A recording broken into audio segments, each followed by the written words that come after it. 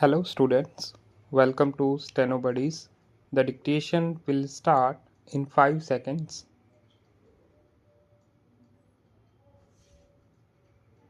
Madam Deputy Chairman, I rise to support the bill which has been moved by the Honorable Minister of State in the Ministry of Home Affairs. This bill incorporates certain sentiments which the country holds so dear as far as the office of president is concerned, and also incorporates the faith of the people in themselves that when they will elect a president, the person who would be occupying the high post would be a person who would have not only the love and affection of the people but would be, as the Honorable Minister pointed out, a dedicated politician whose whole life is dedicated to the service of the nation before he became the president. During his occupation of the office of president and even after he retired from that office, it is this confidence of the people in themselves and the high love and affection which they hold for this office which have resulted in this particular bill being considered by the House at the present moment. The Honorable Minister has pointed out that the President who has just retired has fulfilled all the requirements which are the basis of this particular measure, and the measure which was passed in 1951. I wish that he had mentioned the last Governor General also, to whom both the measures apply, whether we may agree or may not agree with the last Governor General on some of the political views that he holds. There can be no two opinions that the last Governor General was also an illustrious son and is an illustrious son of this country and deserves all the consideration, all the love, and all respect of the country which are being incorporated in the present measure and were incorporated in the 1951 Act, while therefore fully supporting the measure which is now before the House. I would like certain clarifications regarding the rules that are going to be made for giving effect to the provisions which have been incorporated in the present bill.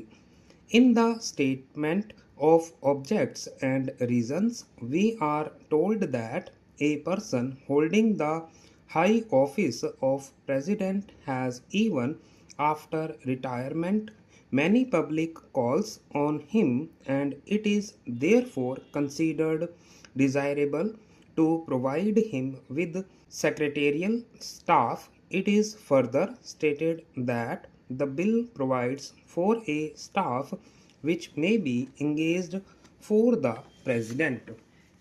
Staff might be appointed for him and office space might be provided for him. It is because of this that certain misgivings have arisen in the minds of some of the members, and they want it to be made perfectly clear that the staff will be appointed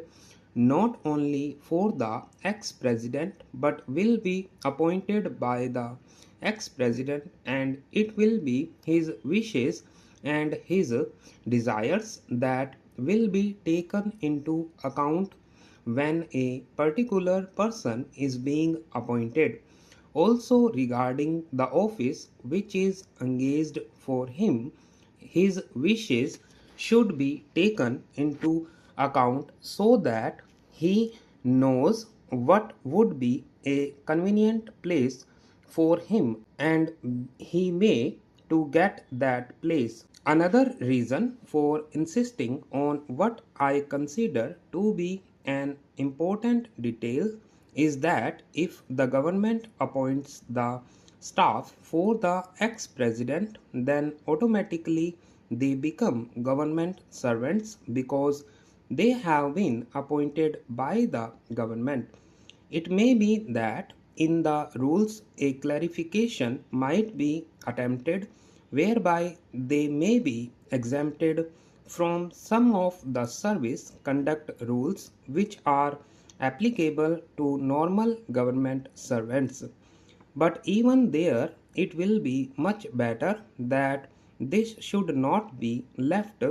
in any doubt and that these persons that are appointed to assist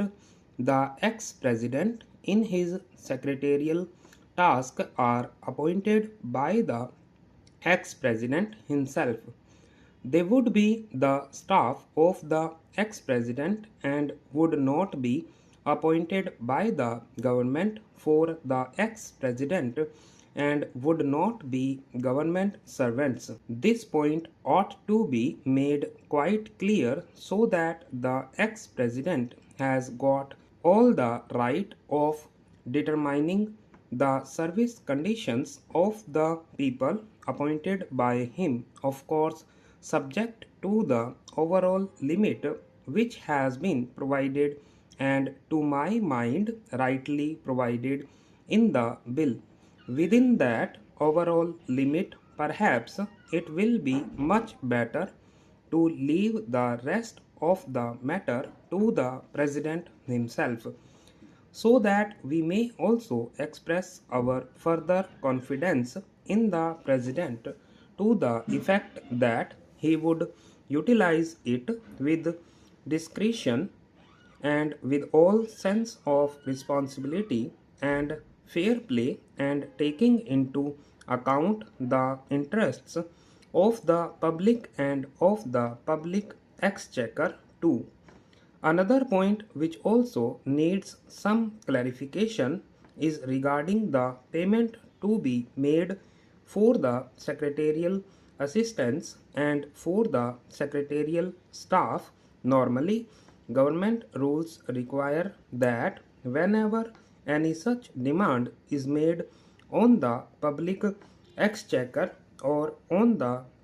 consolidated fund of India, a certain formality has to be gone through, and that formality of accounting has to be in a prescribed form.